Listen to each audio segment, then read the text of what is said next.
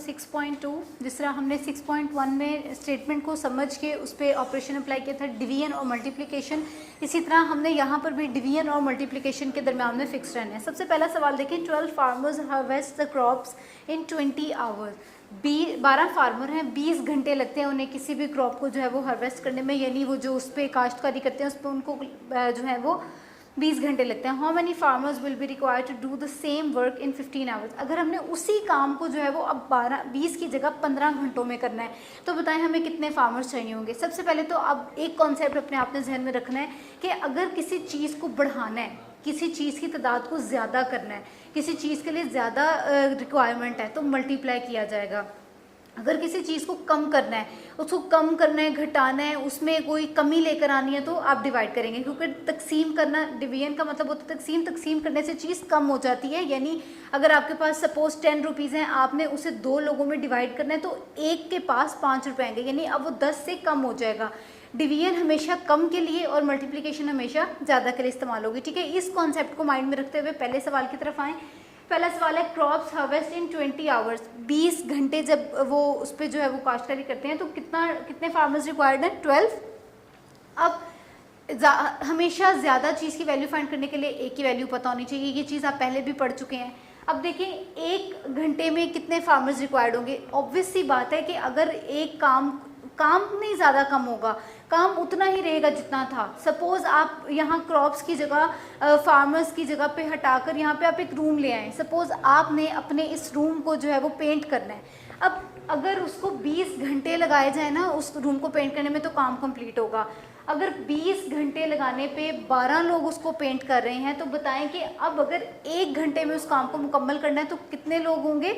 लोग ज़्यादा चाहिए होंगे। अगर हम ज़्यादा की बात करेंगे तो हम इन दोनों वैल्यूज़ को आपस में क्या कर देंगे? मल्टीप्लाई। ज़्यादा, अगर किसी चीज़ की वैल्यू ज़्यादा है मीन्स हमने उसे मल्टीप्लाई करना है। मैंने यहाँ 12 और 20 को मल्टीप्लाई कर दिया। अब इसी से नीचे फर्दर स्टेप की तरफ आ जाए। 15 आवर्स, क्रॉप्स हार्वेस्ट इन 15 क्यों लिखे? क्योंकि आपकी बुक में उसने 15 का कॉन्सेप्ट दिया हुआ था। अब 15 के लिए अब आप ये देखेंगे, इन दोनों को मल्टीप्लाई करके चाहे आप आंसर लिख लें, चाहे इन्हें डायरेक्ट मल्टीप्लाई करके लिख लें, ये आपकी अपनी चॉइस है। आप इसको इस तरह से भी लिख सकते हैं कि 12 और 20 को मल्टीप्लाई करें तो आंसर आ जाएगा आपके पास 240।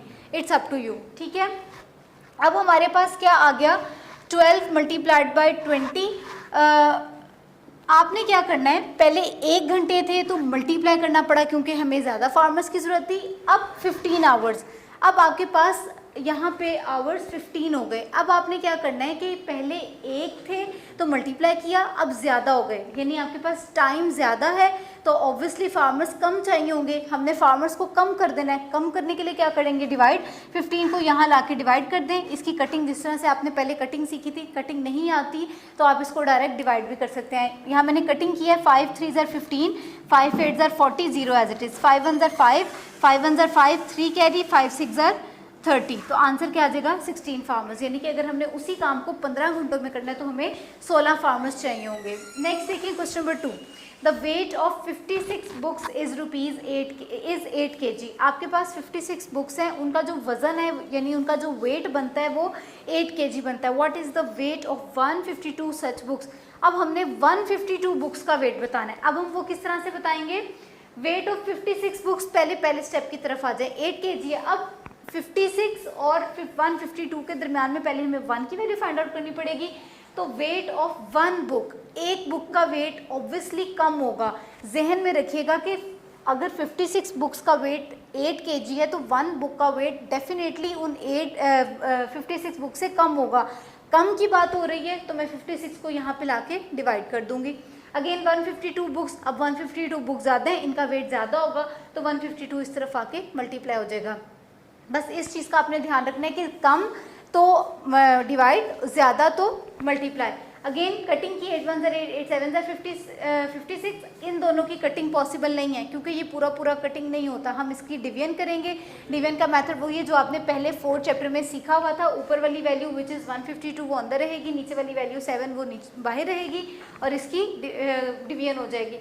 इसके आगे भी काफ़ी नंबर्स आ रहे हैं, आप उन नंबर्स को इग्नोर कर देंगे। अप टू 2 डेसिमल प्लेसेस आप इसका यहाँ पे आंसर लिखेंगे विच इज़ 21.71। क्वेश्चन नंबर 3 देखें। A set type 450 words in half an hour. Half an hour means 30 minutes. Asad 30 minute में 450 लफ्ज़ लिखता है, टाइपिंग करता है कंप्यूटर पे।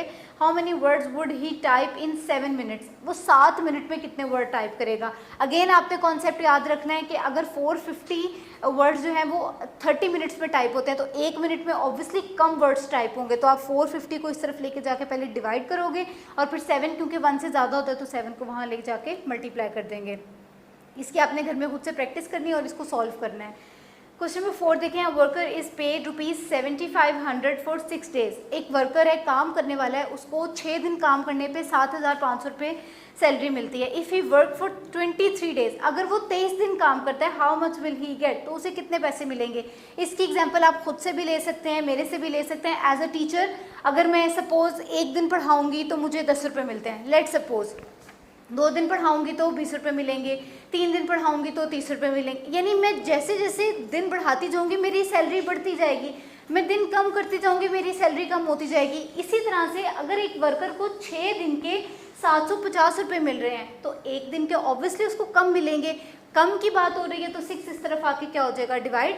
नेक्स्ट 23 डेज, अब 23 डेज ज़्यादा है यानी ज़्यादा की बात हो रही है तो ज़्यादा दिन का ज़्यादा पे मिलेगी उसको, तो 23 इस तरफ आके मल्टीप्लाई हो जाएगा। अगेन मैंने इसकी कटिंग कर दी, पहले 2 पे की, 2 3 ज़ार 6, 2 3 ज़ार 6, 1 कैरी, 2 7 ज़ार 14, 1 कैरी, 2 5 ज़ार 10, 0 एज इट इज़, 3 1 ज़ार 3, 3 1 ज़ार 3, 3 2 ज़ार 6, 1 कैरी, 3 5 ज़ार 15, 0 as it is. 1250 multiplied by 23, आप 1250 23 को मल्टीप्लाई करेंगे तो आंसर आ जाएगा 28,750।